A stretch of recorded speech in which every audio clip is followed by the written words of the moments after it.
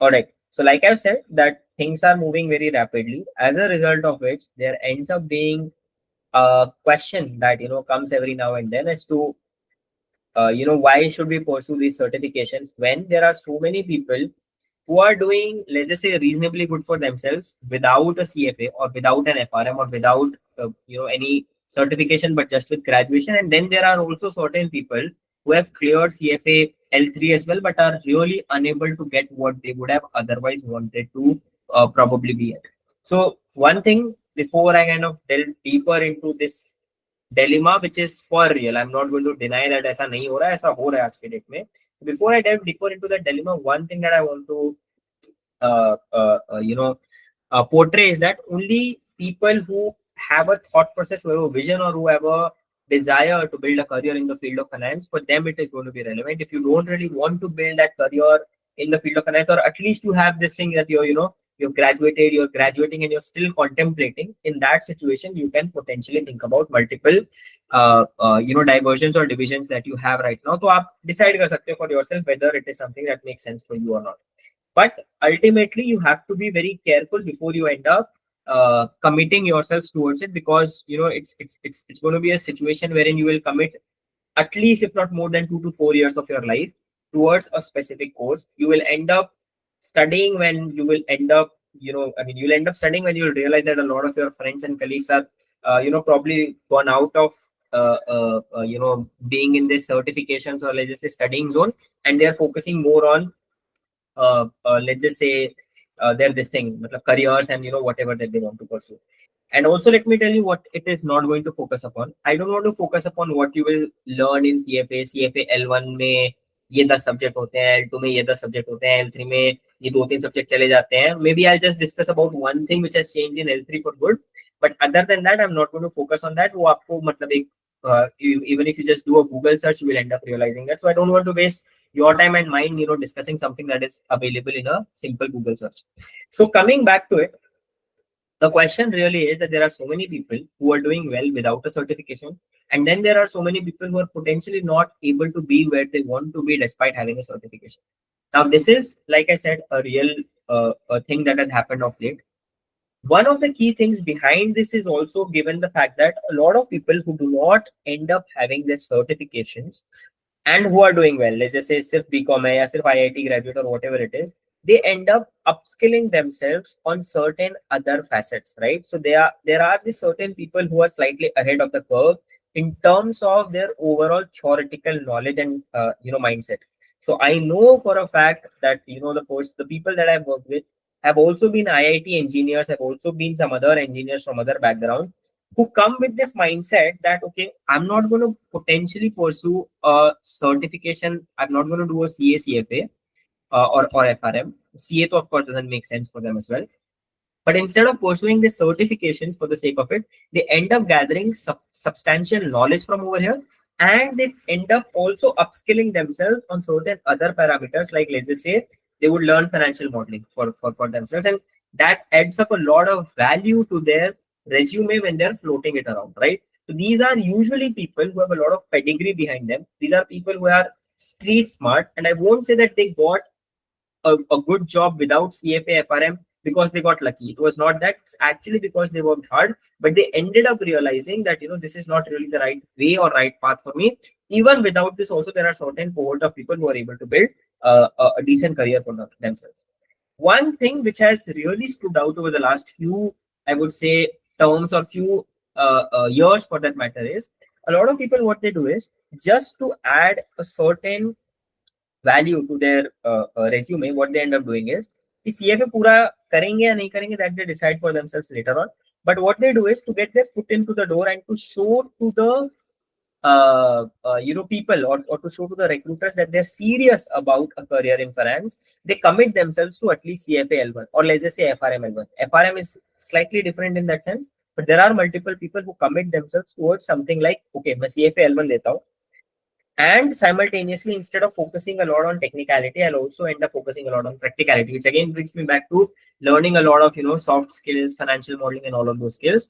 Get a lot of hands on the industry, do a couple of internships, which a lot of people are not open to do, right? If you're coming as someone who's already a graduate, There are again people who within 1 year of graduation have cleared CFA L3.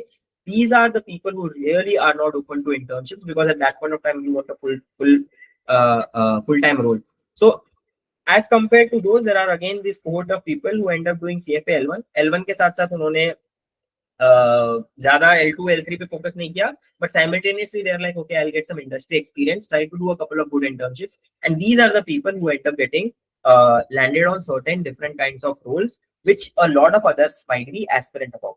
So all in all, if I have to summarize it for you, whether or not to go ahead with this, 2-3 things that you need to keep at the back of your minds are: number one, unlike certain other courses, like अगर मैं graduation की बात करूँ, I mean ये अलग बात है कि people don't really learn much out of graduation, but even if let's just say I talk about something like CA, right?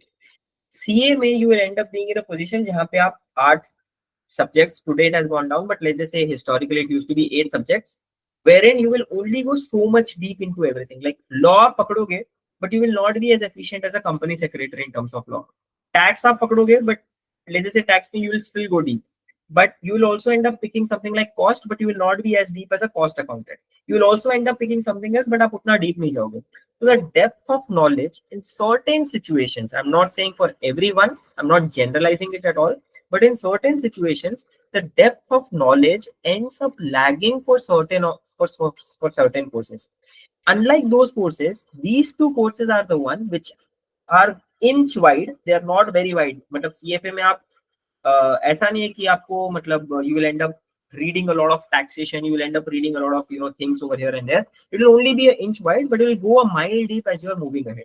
So here you're specializing in certain things. You're building your skill sets which are very, very focused in terms of finance. It is wide in the sense that you will be able to do multiple things in finance. For example, if you want to go into general banking, that is available. If you want to go into investment banking, that is also available. A lot of people who get into high paying jobs, or let's just say coveted fields like private equity or venture capital, let's just say mergers and acquisitions, which are considered to be a little more interesting because they are not monotonous. अगर आप BC में हो या let's just say अगर आप mergers and acquisitions कर रहे हो, unlike a monotonous role like an accountant who will only be doing one thing, there you will end up doing the same thing but with multiple companies. Achha, can I acquire this company? If I acquire this company, what is the growth going to be like? Is this synergistic with me? What will be the tax implications and all of those things? So there are multiple things that come together with each deal, and you will do at least, you will analyze, let's just say 10-12 deals a year, out of which you will execute a few deals. So the wide variety of knowledge that you end up getting over there is slightly higher as compared to building specific knowledge sets which you will otherwise build in a specific role. कि अगर आप, let's just say you're working as a product manager at a certain, let's just say Microsoft. So Microsoft में product management में आपसे better कोई नहीं होगा, of course. But if you are going into deep tech and there अगर आप एक mergers and acquisition analyst हो, you'll probably not go as deep as others, but you will at least have a skill set wherein you can do the same variety of things with multiple things. So what is it that really CFA and FRM can potentially open your door about, and what are the things that you can possibly do as a result of it? So one thing you need to realize is that for everyone, it's not a statement that I want to generalize, but not for everyone. There will be 10-20% of the people who can do the same things without the certifications, but there are 70-80% of the people who would need the certifications, who would need this push in order to ensure that they can acquire the specific skill sets which is required. So for that matter, a lot of you guys may potentially need to do a thorough examination and go through these courses in order to ensure that you can show yourself as a prospective candidate. Now, statistically, agar aap dekho, there have been multiple reports which is cited out there that from long-term growth perspective, it is necessary that in multiple situations, you would have to get a certification, without which it will end up putting you in a position wherein you may not necessarily end up going where you really want to reach. Second thing is, even in amidst uncertainty and in situations wherein a lot of people are not really able to do well, these kind of certifications which you hold are going to act as anchors for you. So do not jump into these kind of things just for the sake of it right now. Do ensure that you're doing a thorough examination about all of these things before you end up putting yourself in a situation wherein you're committed to any of these. but do ensure that you've put in sufficient research behind it before you end up realizing that okay, this is going to be my anchor for myself. So do sufficient study for yourself, identify whether you are going to definitely create a field for yourself in this specific areas, and then once you have identified that certainly this is something that is attractive to you, this is something that you want to pursue going into the future, after that consider a field, consider creating a knowledge set over here, or considering creating a career over here. One more thing which a lot of people don't necessarily know about is that in multiple situations you would end up finding that people say that okay, CFA, FRM, all of these courses are very expensive, and yes, they are expensive, but only if you have not done your research in a good way. I gave both CFA level 1 and level 2 and level 3 as well. In all of these three things, what I ended up necessarily doing was I ensured that I got my merit-based scholarship before I kind of delve deeper into it. So do ensure that you're doing sufficient research, identifying what are the merit-based, meritorious scholarships that you can apply for, and do your study. And after that, you will realize that the cost, which otherwise would be like it can go up to 1.3 to 1.5 lakhs at least for level 1, it can come down to even 35,000 if you have done that research and if you have written and presented your case in a good way and gotten the scholarship. So scholarships again are something which is available.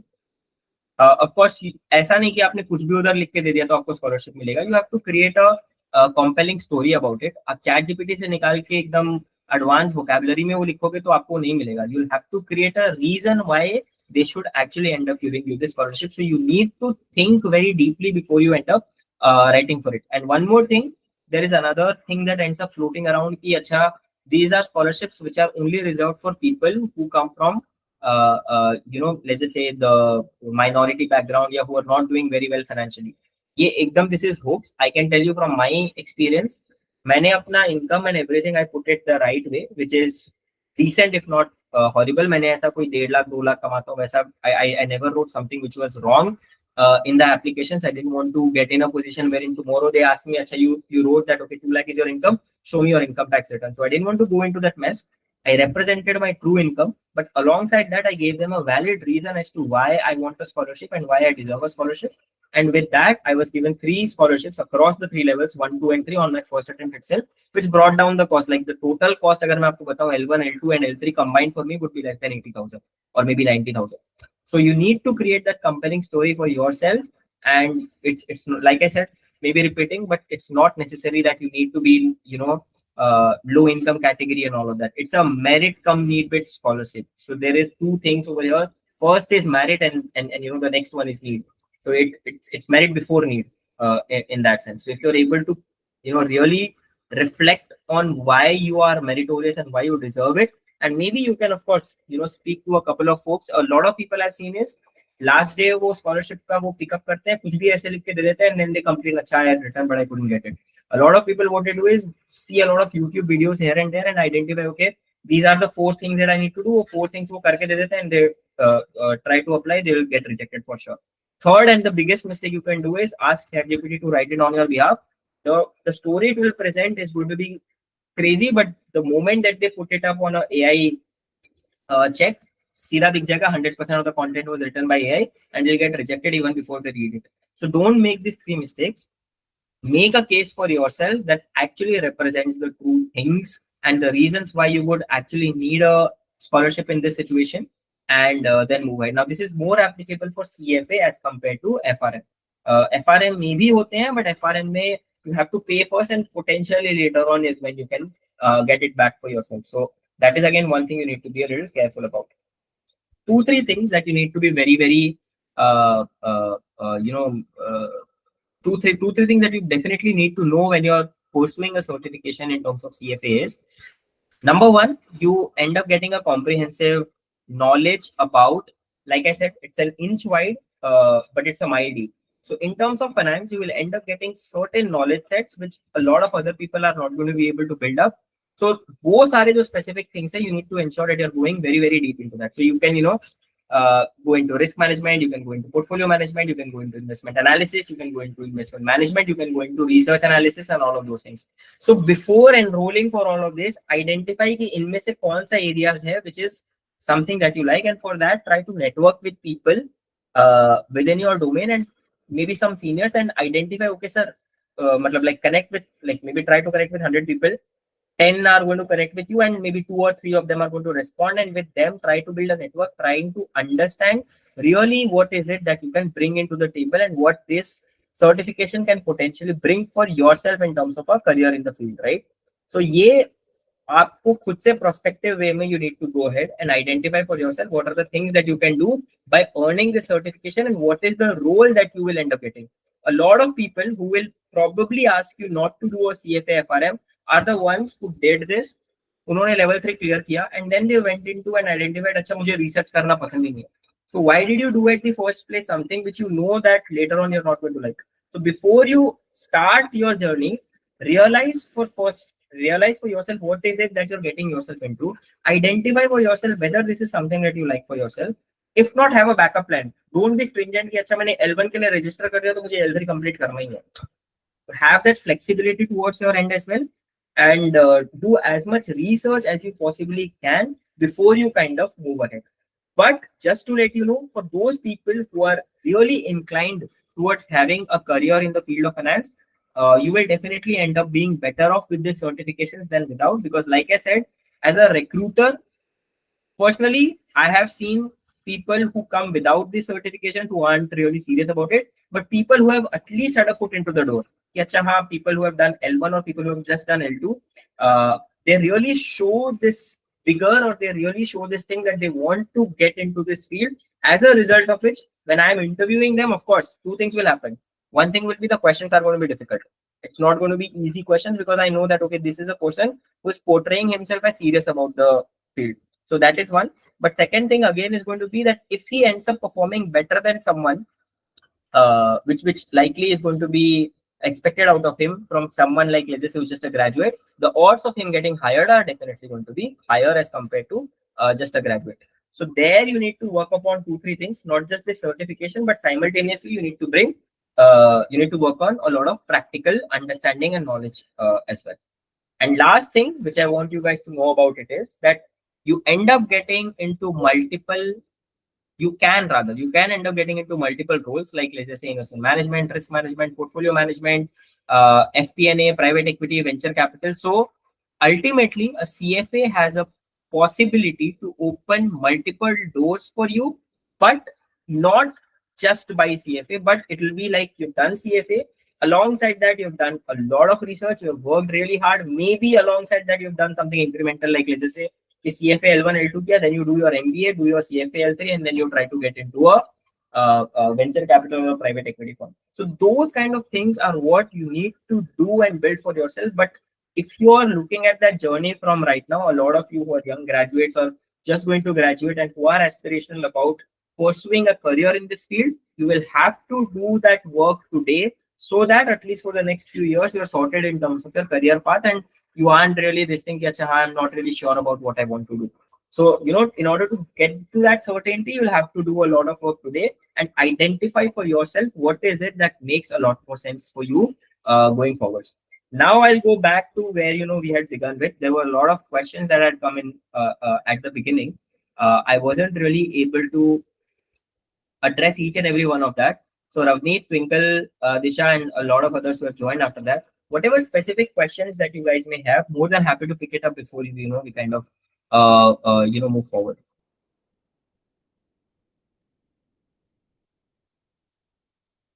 I think someone had also asked whether to club something, or someone had also asked me about my journey for some reason.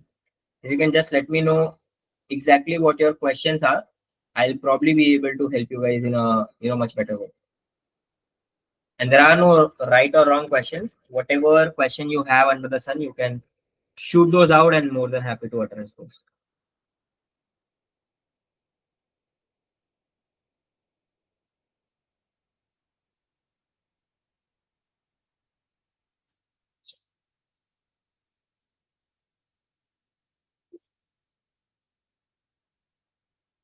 Does CFA give university exemptions? University exemptions as in what kind of exemptions are you looking at?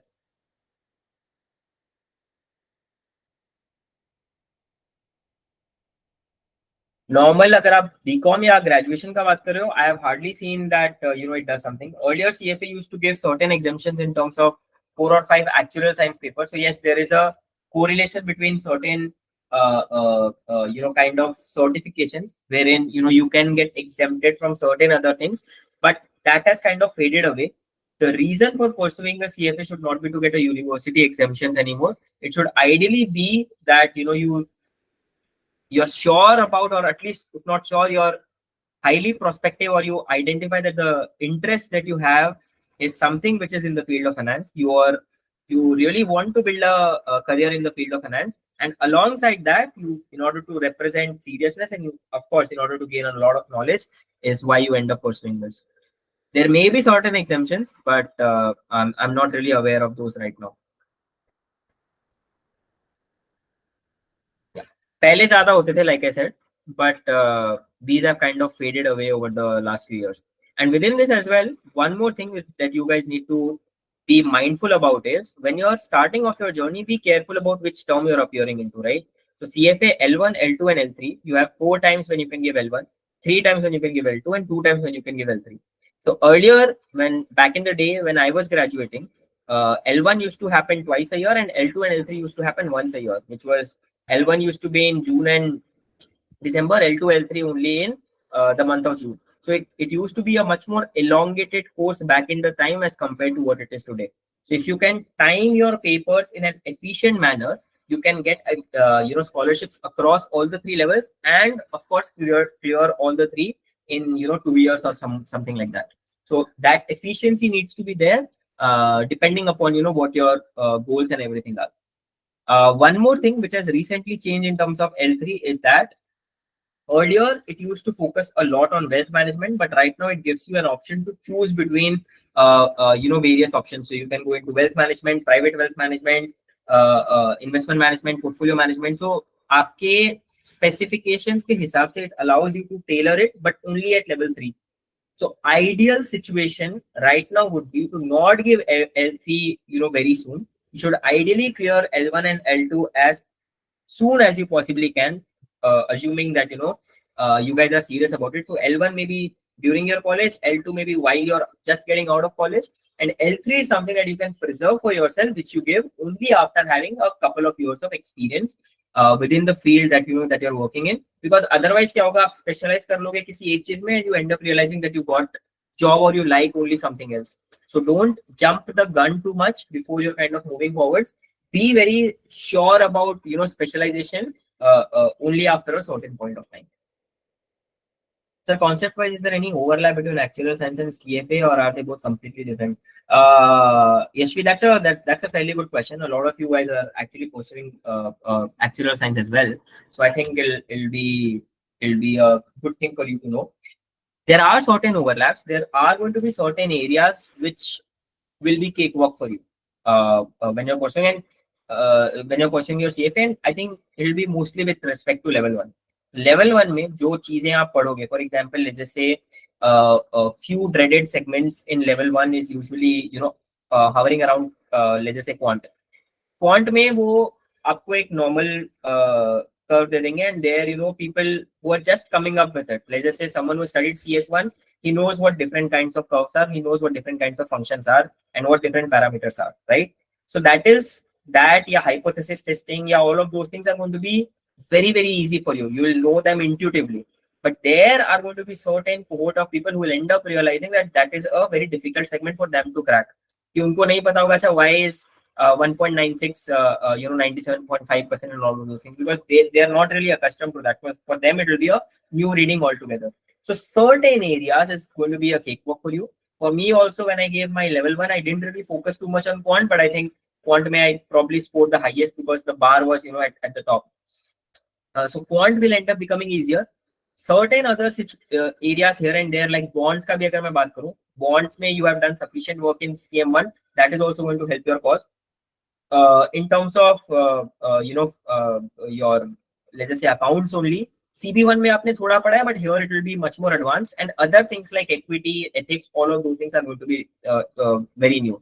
So just to put things into perspective, if you are appearing, or if you're thinking of appearing for L1, and you have concepts from CM1, CS1 and hoping for CM2 as well. अगर ये तीन paper का concept है, you will probably be much better off than others who would have already done like 20-30% of the work which is required, and it's on those segments which is usually dreaded by others. So आप quants and everything else is which will be cakewalk for you. तो वहाँ पे आप you'll be able to score much higher with very limited effort. What is the process for scholarship and how to go about it? Scholarships के लिए earlier the way was different. You could have applied at any point of time and they would get back to you. Now what has happened is for each specific term. So पहले once you got a scholarship, it was open for 1.5 years. You could utilize it according to your needs and requirements. Now what they have changed is, and there are two scholarships. One is Access, which is open to all. There is another for women as well. Access scholarship is what I would suggest everyone. There may be a lot of people you can apply for that one. Usme they will end up opening the door and they'll ask you two specific essays to write. The combined word count is, I think, going to be around 250 plus 250 or 300 plus 300. So there's a word limit on the essays that you can write, and these two essays are going to be the major ones. Essay ka pura main padh nahi raha, but what they will ask you is, number one, why do you need this scholarship?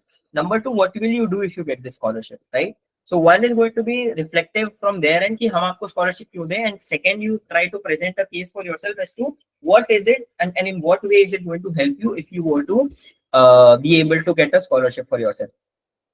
Very highly, if I have to put it, you need to create a line of difference between the two answers. A lot of people are not able to even create that demarcation. उनका एक का answer दूसरे में डालो और दूसरे का इधर, तो भी कोई डिफरेंस क्रिएट नहीं होता.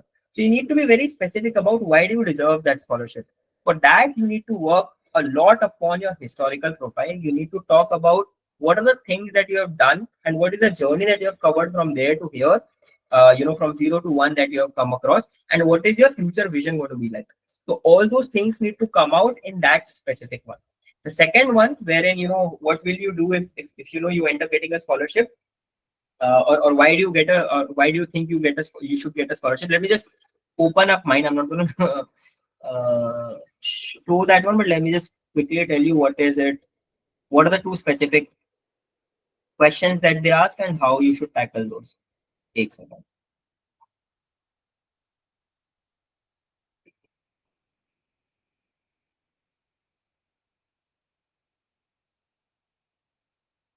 And like I've said, it's not necessary that you come from a background wherein it's only need based. It's like I said, it's merit come need, right? So the first question is usually on what prompted you to apply for the scholarship. So there it is entirely your story as to what is the reason why you want to get this scholarship. The second one is how will receiving the scholarship make a difference in your pursuit of the CFA designation. So pehle wale mein you need to bring out your entire story. You need to reflect. You need to sit and identify, okay, what has really prompted you to get this scholarship. You need to ensure that the reader knows that you're very, very serious about pursuing a career in finance. There you also need to do some sort of brown nosing, and you need to say that, okay, you know what, because of these three reasons I want to do a CFA, and I think if I can get a scholarship, it will make my life a lot more easier, of course, in a very sugar coated manner. And then you need to also identify the reasons why you deserve this scholarship. So you need to bring out your academic achievements in the past. You need to bring out certain reasonings in the past. If for a lot of people in India, it's usually applicable. Agar koi need hai, so that is again something that you should really focus upon. That what, these are the things that I've done. This is the thing that I want to achieve, and this need is what is forcing me to apply for this scholarship. But like I said, need is not the only thing always. If you are meritorious enough, you should focus a lot more on merit rather than need. My focus was more on merit rather than need. And I got all three scholarships on one go. So that's again one thing that you need to be mindful of. The second one, where you're talking about how will receiving a scholarship end up creating a difference in your journey, that is where you need to talk about, acha, once you've gotten a scholarship, what is it different that you will do in broad way. Now, one thing that I just want to tell you about this, or anything if you're doing with the US, they are extremely mindful about you outside of your work. Like, how do you give back to the society? How are you working in tandem, and how you're doing something different for the community. So over there, you can try and create a story around yourself. Everyone to their own. Abhi agar main story bol do, for example, if I say, if I get this scholarship, I'll be able to pursue this, and simultaneously I'll also coach a couple of underprivileged kids. अगर मैं ये बोल दूं और आप सबके सब वही story लिख दोगे तो of course it is not going to work about, because then they will know कि अच्छा there are 15 people who are going to teach, so it doesn't of course look good, right? But you need to create a story around what difference will it create, not just in your lives but maybe in the lives of people around you. For someone it can be, how you can make let's just say your parents proud, or how can you give back to the society by teaching, or certain examples like that. I don't want to give 5 examples so that you divide it among yourself and give it to the institute, but you need to create a compelling story in terms of giving back. अगर उसके terms में you are able to identify certain ways in which you genuinely are concerned about getting this scholarship and giving back, in that case I've seen more often than not those kind of essays work out, and people end up getting those scholarships that way. So the bifurcation would be scholarship number 1 totally focused on you and your merits, what you have done, or your needs, and why do you need this scholarship, and how it will end up creating a difference in your life, and how it will progress you to be in a situation wherein you want to be. The second one is, okay, once you've received this scholarship, how will you continue to put the same sort of diligence which you earlier mentioned? How will you continue giving back to the society which you have already done, or just written that you've done, and how do you plan to take it forwards in terms of your overall effort? So those 2 bifurcations is again something that you need to create.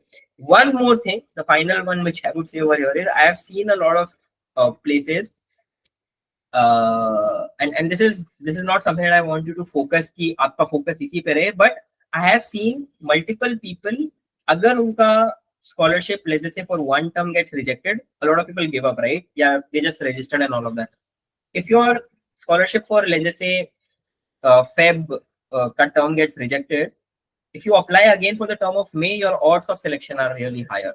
That is what I've seen, because 2 बार जिन्होंने भी apply किया है, even discussing with a couple of folks that I know personally very well, story में बहुत ज्यादा कुछ different नहीं था, but on reapplication they really are like, they'll give it that, they'll probably give that scholarship because they know, acha, I didn't give the scholarship, he didn't register, so might as well give the scholarship and he may register. So that mindset is also there. So you might want to be a little, I would say, persistent about it. ऐसा नहीं कि आप 10 बार same ही story लिख रहे हो, but if at all you are rejected once, it might be a good idea to apply for the second time, specifically for L1. Why? Because L1 4 बार होता है. तो ऐसा नहीं है कि आप अपने लाइफ में 1 साल पीछे चले जाओगे as a result of not getting a scholarship. You'll only probably be 2 to 3 months behind, which I've anyway seen a lot of people getting scholarship and they realize that I'm not really prepared for this term. I would rather defer it to the next term. So be a little mindful going forwards. These are the 2 things that you need to cover for scholarship. And specifically be extremely careful about how you want to time it for yourself. ऐसा अब applicable नहीं है. If you get your scholarship for a specific term, you can only utilize that scholarship for that term. So अगर May के लिए आपको scholarship मिला, you won't be able to utilize it even for August. So be very mindful about that. So plan your term in advance, write a compelling story and get that scholarship. If no, might as well be a good idea to defer it for 3 months. Are there any soft skills in the curriculum? Yes, they are focusing a lot more on soft skills going into the future. 2025 onwards is where they have rejigged the entire model. So earlier, एकदम पहले का अगर मैं बात करूं, if I talk about how it used to be 2 to 3 years back, at that point of time, soft skills का कोई मतलब it wasn't something that was touched upon at all. Recently, last few years, they have focused a lot more upon AI and all of those things, and going forwards, the idea is that they will touch upon certain things from Python and all as well, but it won't be very deep. ऐसा नहीं है कि अगर आपको Python आता ही नहीं है तो आप कर नहीं पाओगे, but they are focusing on integrating something from a lot of these practical things as well, and trying to bring those and financial modeling and all of those things as well. So it's more going to be application of what you're learning over there. And of course, if you know that applications well, it's definitely going to help your cause in practical sense when you're really working. Is it a make or break in terms of your question paper? We'll only know when the question papers start coming. But the idea over here, and basis discussion and basis research, I've identified कि उतना deep नहीं होगा, because AI and machine learning related questions they are also built in level 2 very recently. So level 2 में AI ML के questions आते हैं. even if you are theoretically sound enough, you can crack those. And usually out of 12 or 16 or 8 or 12 questions, usually you will find only one or two coming from over there. So people are somewhat able to get away with that as well. So if the question is, can I get away with it? Possibly yes, but if you are learning it in a practical way, it will definitely help your cause.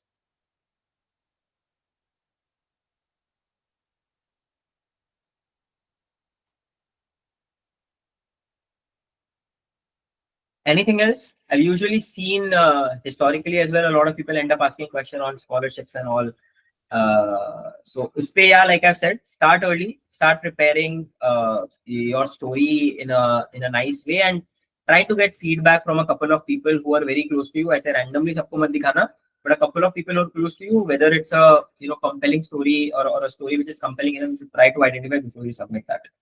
Uh, that's really going to be the major thing. And before even you proceed into this, do extensive research over the next whatever it is. Agar I would like to assume that since you're here, you're definitely not registered yet, which means you're thinking about building a career over here. So you need to do sufficient research before you're committing next 2 to 4 years of your life. So identify what are the things that I've done over there, what alternate career paths are there available for you, how it can help you in getting a career that you want, or how it can maybe help you in building a career that you want to, or let's just say getting back to your family business or whatever it is. So be the moral of the story is, be very specific before you end up committing wholeheartedly to this. Yes, Shivam, I think you had I don't know if it was a mistake, but I think I heard something.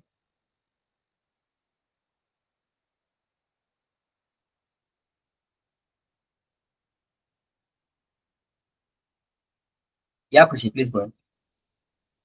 Hello, sir. Yeah. So, my situation is like that I'm in right now in my second year with Yeah. 3 cleared actuarial papers and appeared for 2 CM2 and CP2 in the Mhm. latest attempt.